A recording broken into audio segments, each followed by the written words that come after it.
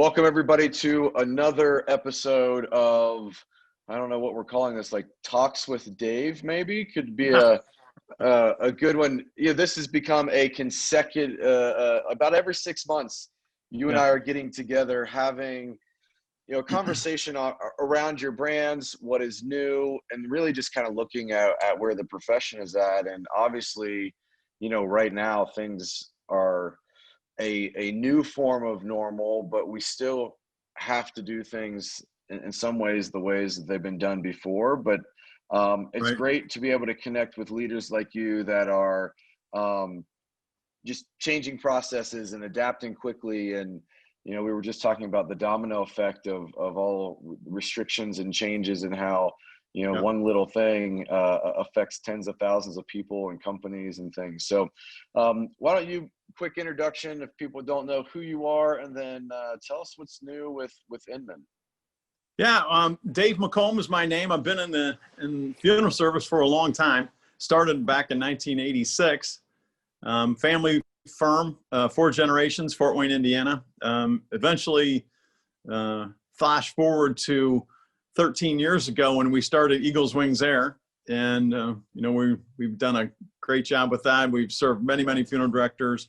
I think Frank said last we're coming up on 170,000 shipments since we started, and so we've touched a lot of lives out there, I hope in a positive way.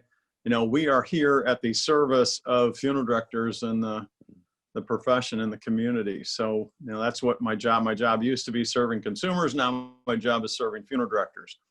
And awesome. It is a new world out there today. I've told my family, I think COVID, at least with us, is known as the Great Reveal.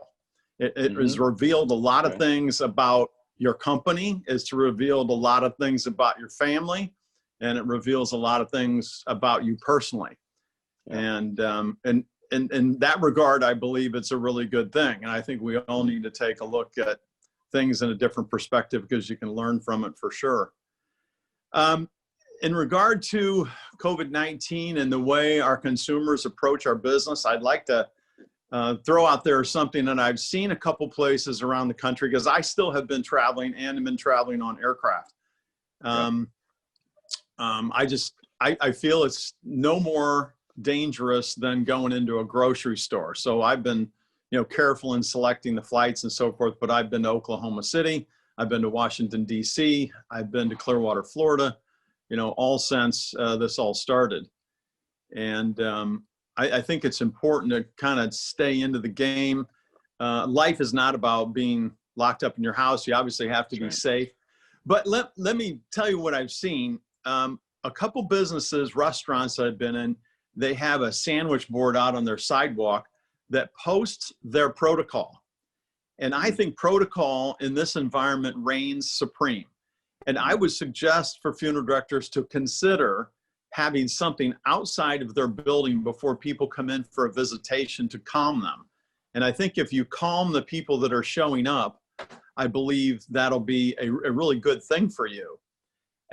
Put down there, this is our protocol because we care about your safety. And then under there put, we wash off all tabletops, we have fresh pens, never reuse a pen. List a number of things that make people feel comfortable about coming in for a visitation, because that's really what we're all about. We're 100%. All about bringing people in to give comfort and condolence to families. And if we can't do that, then the value of our profession takes a hit. And so we need to make our customers feel as comfortable as we possibly can. And take that extra step, put it on the front of your patio of your funeral home, put it on the front page of your website and say, what we are doing to protect you. Put it on the front page of the website. We care about you, whatever you want to say. Just make people feel like they are not going to be harmed in any way by coming to your funeral home due to the circumstances that we have.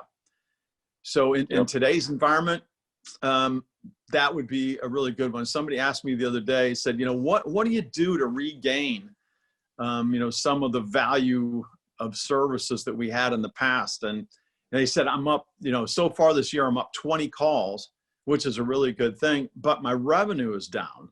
Yeah. And so, it is a serious issue. There's things you can do out there. And I can tell you this, pre-need is one of them. We're coming to the point where we have to compete.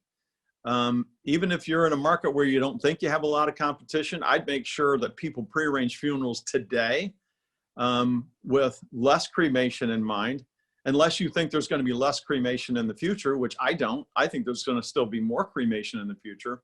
So I think you'd rather pre-arrange a funeral today, where you would have probably a greater likelihood of somebody choosing a traditional funeral.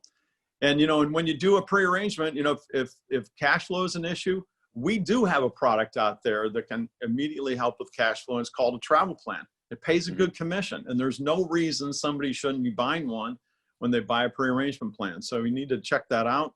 We changed a couple things in regard to it. Used to be 100 miles, and now it's 75 miles. If you know about travel plans, that means if you die outside of a certain region or a certain area, it's now 75. So we've shortened it up. So that makes it better for the consumer, better for you. And we also do payment plans today. And that's just recent. We haven't done payment plans in the past. And, this is travel protection. It's insurance. So you don't need an insurance license. But it beautifully sells in conjunction with a pre-arrangement plan. You just simply ask the consumer, this is the price for the funeral if you die locally. And this is the price of the funeral if you die anywhere in the world. It's an easy sell. That's it. That was the total sell. I just gave it to you in 6 seconds. So I would look into it if you're not doing it.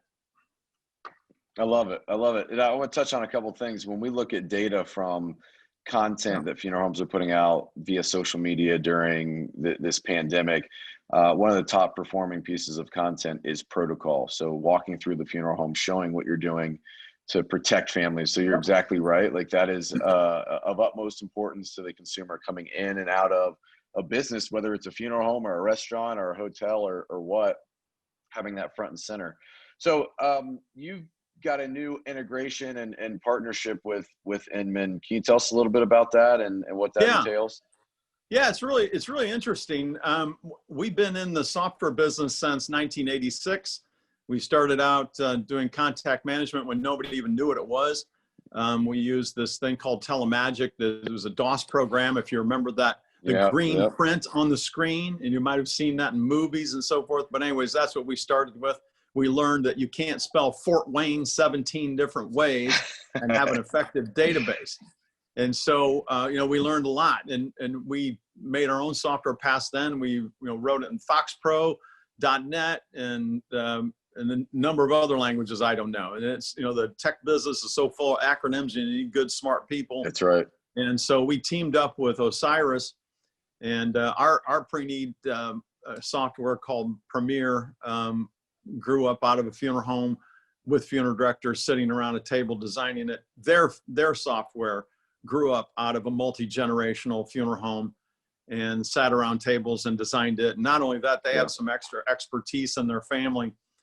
And that is being a CPA. And so, the Osiris people are, they're so similar to our story, multi-generational funeral home, family owned, sold their companies, and now they're still in funeral service, but now we're all serving funeral directors rather than serving the consuming public. So, our stories are so similar, and now our programs are getting tied together. It'd be one point of entry. And we created, like I said, a shipping tab so you don't have to re-enter information. And there'll be tons of stuff that's automated. There'll be automated marketing. And pre-need is not just hey, when I'm not busy. Pre-need is every day. You have to do it. Like, you have to go and lock your doors, have people come in the building. Some people think pre-need is a part-time activity. It's not. It is. You need to have somebody focused on it all the time. Either you as the owner need to be focused on it, or you need to have somebody focused on it, because if not, you're going to lose in a lot of different ways. No, you're exactly correct. And what I love is just seeing the deeper integrations, because I think that is insanely important when you're looking at efficiency running a funeral home. I mean, time is money. If you can save 5 minutes on data entry, 10 times a week over the course of the year, that's a good chunk of time that a funeral director is not doing just data entry. So It's been pretty awesome to watch over the last few years as Inman has evolved. And you're a shipping company, but there's a lot of technology that's involved, and it's almost like Yeah. You're part technology company, part transportation, and Right. kudos to that for evolving. So when we look at the shipping side, and then with Eagles Wings Air, like how has COVID impacted both of those businesses together? Yeah, that's a great question. At first, it affected all of us because everybody was kind of paralyzed by the shock of what was going on with COVID-19 and the news reports coming out of New York and their governor begging for ventilators, and everybody was pretty shocked over the whole thing. We had some funeral directors in the New York area that got overrun with the amount of calls that they had, and it was a scary thing. And people were not shipping as much, but it soon came back. Within a month, the domestic shipping came back pretty strong. Now, as you know, there's hardly any international flights out there. There's a few, and we're able to go, sometimes to Europe, and sometimes down to Mexico.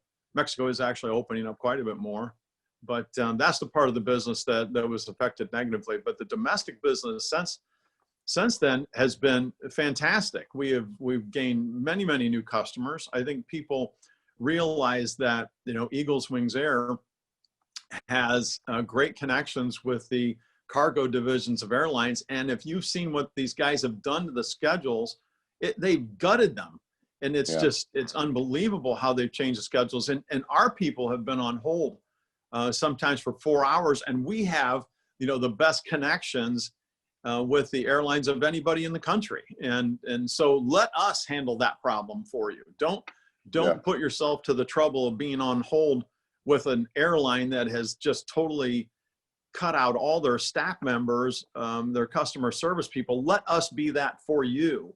We're here for that. And your time is more valuable than to be waiting on hold.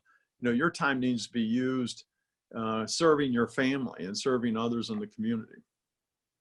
You're exactly right. Again, time is money. And I was reading a financial report from one of the airlines last week, and just the amount of flights that have been cut, the amount of cities that some airlines aren't flying to anymore. And, it's again, that change affects at a much deeper level.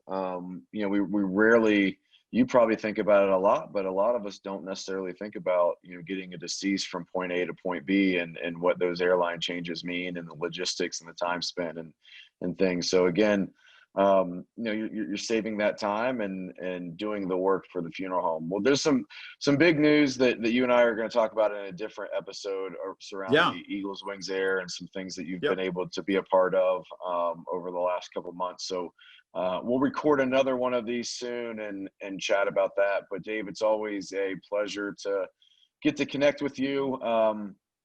You're a legacy legend in this profession, and our mentor to many. And I always enjoy being able to have a conversation with you and pick your brain of sorts. So thank you so much for coming on and having these conversations. Well, Ryan, you're certainly welcome. I always enjoy coming on and talking to you and your innovative style and the great success that you've had in drawing in many people to listen to you on a very frequent basis. So good job. Thank you. I appreciate it. All right, Dave, until next time, be safe and enjoy your family. Okay, my man. Take care.